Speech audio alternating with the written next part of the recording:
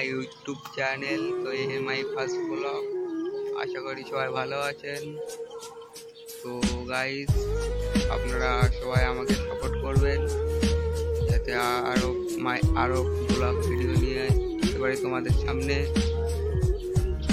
বহুত কষ্ট করে ভিডিওটা বানিয়েছি গাইস, তো আপনারা সবাই সাপোর্ট করবেন। তো আমি এসেছি ঘুরতে, তো দেখুন গাইস কেমন লাগছে তোমাকে কমেন্ট করে বলবেন প্লিজ।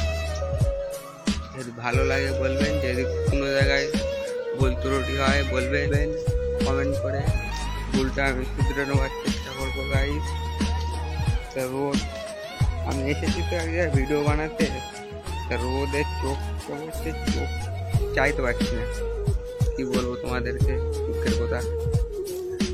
তো দেখো কি সুন্দর লাগছে, কিন্তু রোদ ধরে আমি চাইতে পারছি না। এত রোদ, পুরো চোখে এসে পড়ছে।